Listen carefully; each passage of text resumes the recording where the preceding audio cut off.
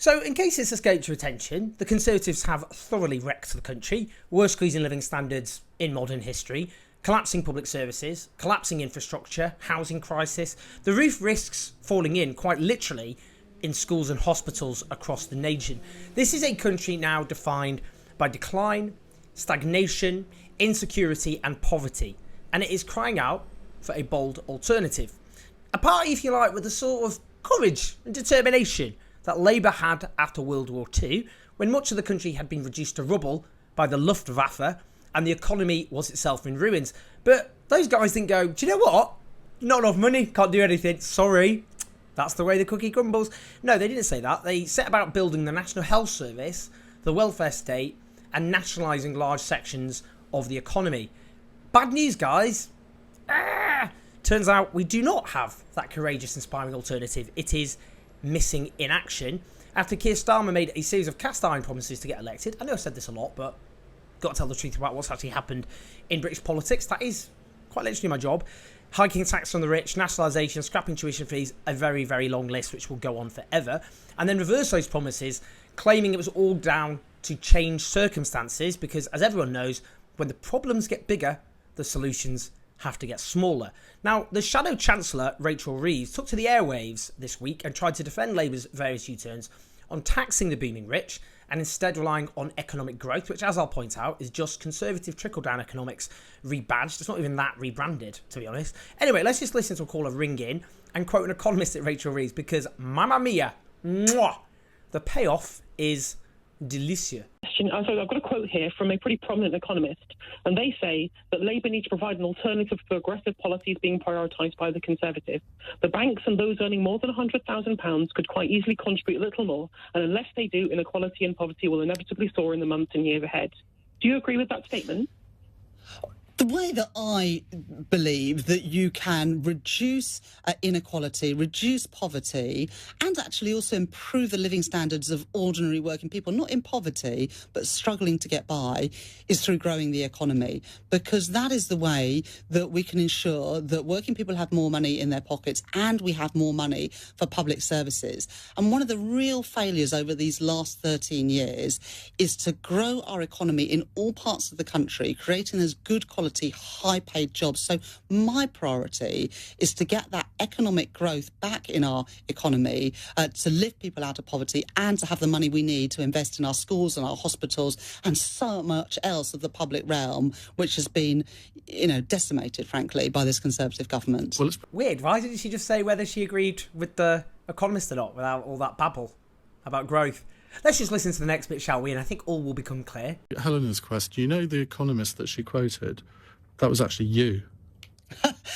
Well, look, I want to reduce poverty and inequality. I didn't go into politics. But how do you do that? What are the practical things that we can do? Well, your suggestion in that quote was to tax the banks more and those earning more than £100,000 more, but you've gone back on that. Well, look, the way that I think that we can lift people out of poverty and reduce inequality, as I say, is to get the economy growing. And that has been the missing ingredient these last 13 years. Now, Phil sort of says, I'm an ex-banker. Yes, I am an ex-Bank of England economist. Oof.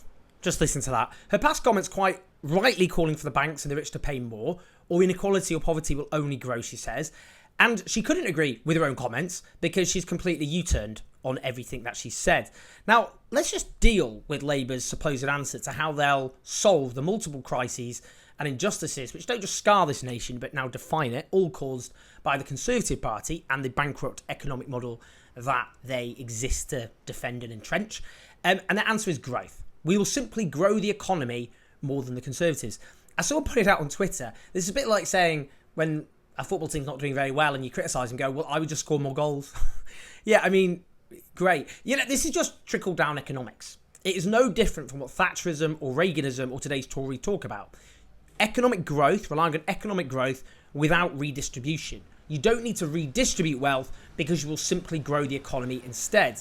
Now, to put that mildly, it hasn't worked. That model has been pursued and failed catastrophically. Now, free market economics, what Thatcherism unleashed, has meant less growth.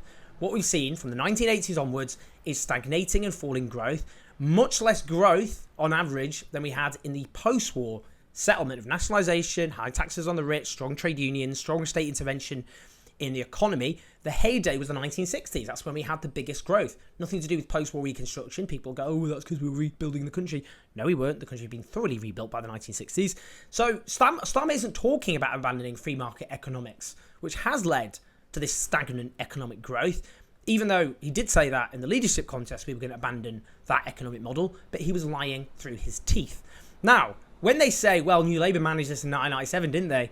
But the problem is they inherited a growing economy. The conditions were completely different. That was unsustainable. That was based on a model which, I'm sure you'll all remember, detonated pretty spectacularly in 2008. We never recovered from that. Never recovered from the financial crash.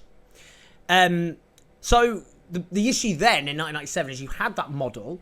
They inherited economic growth. That's why the Tories at the time said, don't let the economy's booming, don't let Labour ruin it. That was their big slogan. Living standards were going up. So even though they stuck to Tory spending limits for the first 2 years, the growing economy, unsustainable, but growing economy meant more tax revenues. Now, this lot aren't even saying they'll do lots of big investment after 2 years. We don't even have that commitment. Now, let's just hear another caller tear Rachel Reeves' economic position to pieces. In sort of answer to that last call, or adding to it, you said you came into politics to change things, and yet all I've heard from you and the front bench is Tory policies for a Tory crisis. You're not going to tax wealth. You're not going to do much with income tax. You're leaving the profits of the banks, the water and the energy untouched. I remember very well, because I was born in that period, the Attlee government. And what they came in with was a four-letter word, hope. You aren't communicating hope. There is no ambition in evidence in what you're doing. And they had a much harder job than you've got to rebuild the country after the Second World War. COVID is bad. 2008 was terrible. But austerity has to be stopped. And you seem to be wanting to carry on worshipping the Treasury, because you are an ex-banker, Bank of England banker, and you don't seem to be in making any kind of ambition clear to me as a voter, or the public as voters, whether you're prepared to rise to these challenges, which are far worse than what we had in World War II. So what's your actual question? Well, the question is, why are you employing Tory policies to deal with a Tory crisis? Well, he's absolutely right, isn't he? Public opinion is on the side of increasing tax on the rich. Every poll shows overwhelming support for increasing taxes on the rich, including many Conservative voters. Millions of Conservative voters, according to the polling. Does anyone really think Labour are going to lose their 18-point lead, gifted to them entirely because the Tories have destroyed themselves, if they said they'll increase taxes on the top 5%, but keep everyone else's taxes the same, or equalising capital gains tax with income tax, so just sitting on stocks and shares and buy-to-let properties is taxed the same as if you go to work? No, that's not going to happen, is it? We'd still end up with a Labour government. We just end up with a Labour government that actually does things which are transformative. They'd raise a lot more revenue, which they could plough into public services and improving people's living standards. But Labour instead want to get into the pocket of big business. That's the calculation that they've made. What's even more ridiculous is Rachel Reeves agreed with these positions last year. Listen to her. We need a fairer system of taxation. If you go out to work and you're paying income tax and national insurance, you're paying more tax than if you make an income from speculating on the stock market, or if you're getting income from a portfolio of buy-to-let properties. How are these people not incapacitated with dizziness with all these U-turns? Can they just keep up with themselves with anything that they're saying? Deceit, deception, U-turn, unbelievable. They're not committing to raising revenue, which is a precondition to fixing all these problems. We're not going to be able to fix things like the collapsing National Health Service, things like the collapse of public services, things like collapsing living standards, things like the housing crisis, things like poverty, without raising a shed load amount of cash, particularly because we've got an ageing population. We need more and more money just to stand still. That's the reality. But they're not committing to it because they don't want to pick a fight with the rich. And the consequence of that is they're not going to fix the country's problems. Now, look, some of you go, oh, well, why are you doing about Labour? They're not in government. God, you talk about the Tories. I talk about the Tories all the time. Look at my video channel. The vast majority of my videos talk about the Tories. But here's the thing, guys. Labour are going to win the election. Absolutely nailed on. I'll tell you why.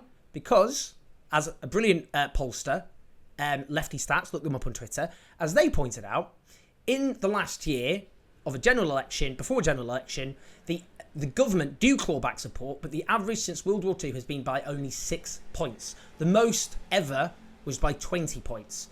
The Tories, to win a majority, would need a swing of 25 points, because at the moment they're 18 points behind on average, and they need a 7-point lead to get a majority. They're not going to do it. They're not going to win. Labour are going to win the election. It's nailed on. The Conservatives have too thoroughly destroyed themselves. And that's why we've got to hold to account the government in waiting. Because at the moment, they're promising nothing. The bare minimum. And the bare minimum is not good enough. This country is buggered. It is a busted flush of a country. And the lives of millions of people are defined by insecurity and hardship. And that's only going to get worse. And unless Labour are forced, kicking and screaming if necessary, to actually deliver something which can transform people's lives, then these crises and injustices are only going to get worse. And do you know what's going to happen then? That anger is going to go somewhere. And my fear, it will go into the arms, potentially, of a populist, authoritarian far right, which is resurgent in much of the world. That's my fear. We've got to fix this now in terms of sorting Labour out. Otherwise, I fear very dark days lie ahead. Anyway, cheerful, but I'm here to tell the truth as you see it. Please like and subscribe. Do support us on patreon.com/OwenJones84 to keep the show on the road.